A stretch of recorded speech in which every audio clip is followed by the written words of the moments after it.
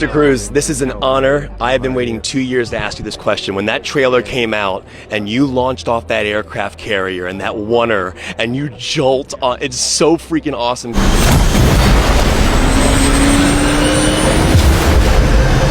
I always wanted that cat shot. I wanted that shot. I wanted that shot in the first Top Gun.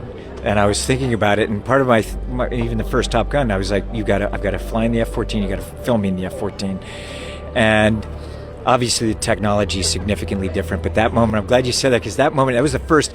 See, I didn't show the studio any of the aerial footage when we were shooting. And I finally, it was about 5 weeks into it, we assembled the footage, and I went and I presented it to the studio and to everyone involved. And that shot was, when we got that, I was like, oh man, these guys, it was extraordinary to have an audience be able to experience something like that. I couldn't wait. I could not wait for them to see it. It's not what I am, it's who I am. Yes. I think that's one of the most beautiful lines that kind of captures the entire of this dramatic element of the story. 'Cause it's a drama at the end of the day about a human story. What does that line mean to you as Tom Cruise, and what does it mean to you as Maverick? Well, Maverick, I think it's very clear. He is who he is, and he's just a little push. Do you know what I mean? Like, it's like you feel that character, and it's something that I think we can all identify with, when we have a passion. And for me, I feel doubly blessed to be here tonight after, the times, and to be able to share this. I've wanted to make movies since I was a kid, 4 years old, and when I started making movies, I thought I'd like to do this the rest of my life. It's a privilege, and to be here tonight, the film that people have been asking for 36 years, and for them to have that response, which is what I want for them to have. It's quite a moment. Thank you for reminding me why I love going to the movies. This is an honor to be here on this aircraft carrier. Are you playing Jesus? No. Dude, when I read that, I was like calling my agent. I go, did Marty Scorsese, has this script gotten lost in the shuffle or something? There's no truth to anything? No. That's a tough one. Playing Jesus, Have you met with Marty about this movie? Have you met with Jesus? And I'm like, there's been times in my life. Yeah. And, oh, God.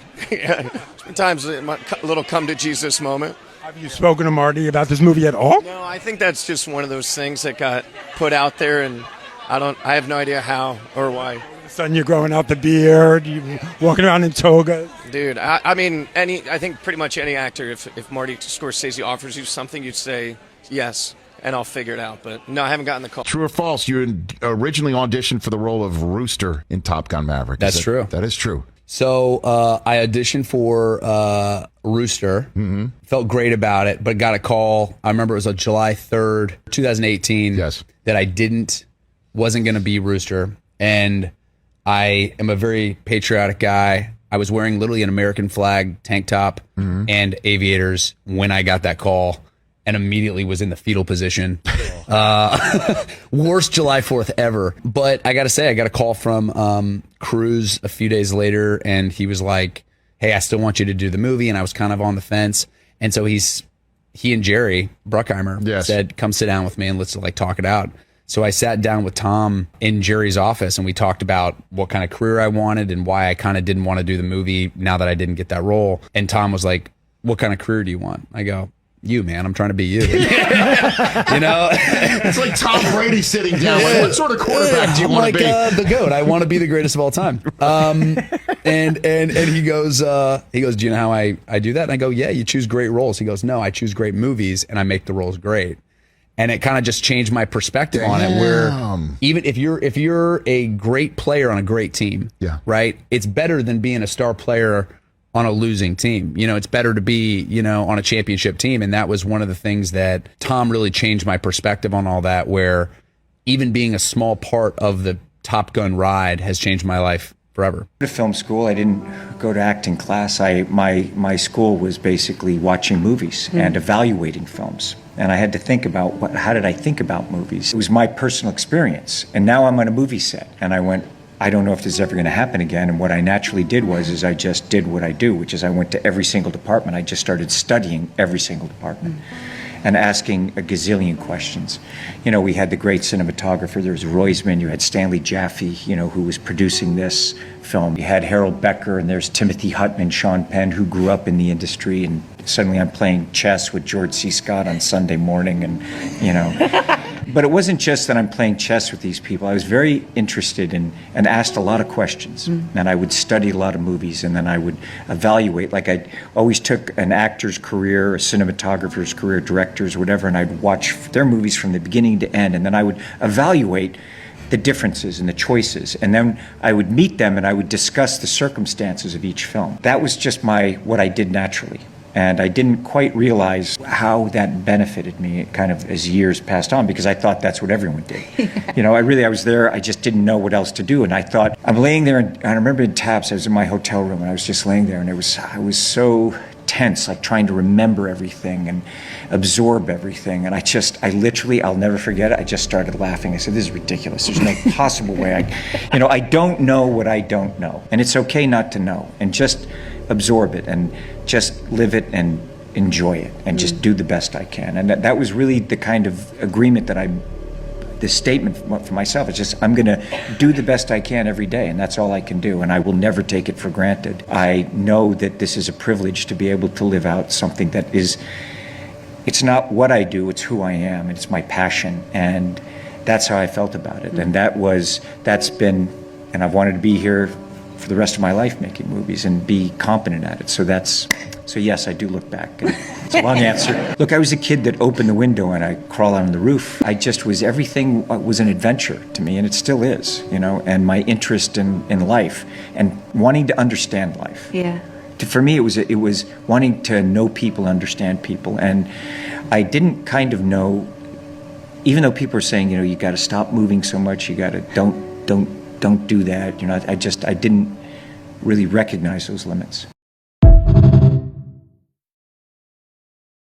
What's it like teaching a superstar actor how to think and act like a fighter pilot? It's easy when they want to do it. Like Top Gun Maverick, for example. My dad and I administered the initial flight training to the talent of Top Gun, and they were all eager and hungry to learn. A lot of it was about building up the physiology effects, how to withstand G-forces. We had to teach them not only to be able to fly, look like they're flying, but be able to act at a very high level and not get sick. Not to say people didn't get sick, they did, but we built them up to a level of being able to get sick, handle your business, and then get back in. Tom is a very special actor in that not only is he extremely talented, motivated, and driven, but he's an incredibly good aviator. I think he's missing the part of his brain that senses fear. I think he motivates me in this realm is his pursuit of perfection. We'd go out and, you know, they'd get amazing footage, but Tom knew it can be better. And Joe Kaczynski, our director, knew it could be better, and we kept flying. I think Paramount was just sweating with the amount of money they were having to dish out to keep doing things over and over and over again. And we just kept pushing and pushing until it was literally just about perfect. And he was a huge driver of that. I've known Val for decades, and for him to come back and play that character,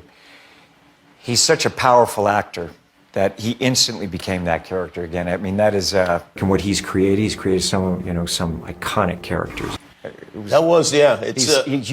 You're looking at Iceman, and the kind of talent that he has, and you see that scene, it's very special. It's just very special. Did you cry when you guys shot that, or was it just me? I was crying. I got emotional. He's such a brilliant actor. I love his work. And filming, my deal was, I said, I've got to fly in the F-14. So I had to go through all the ejector seat training. And the first pilot that I flew with, his name was Bozo. So we're going out, and we're just a couple feet off the deck in the desert, and we're just sweating. I'm sweating in the F-14 because we were doing heavy maneuvers. And when I came through, it's like I had my barf bag right here, my side of the thing. I was like, okay, so now I'm going to go get it done so I can do the next take. So I leaned down like this, and he at that point decided to pull up. And he pulled up so hard and for so long. I mean, I can't do it now. My head literally was touching the ground. The G-force hit my spine, and the push to talk right here was going like this, going, I mean, he was going up forever. So finally he leveled off, and I had the bag in my hand. I was like, Bozo, didn't you see? You get a check. You didn't tell me you were going to do that. My head was like, what? He says, yeah, they don't call me Bozo for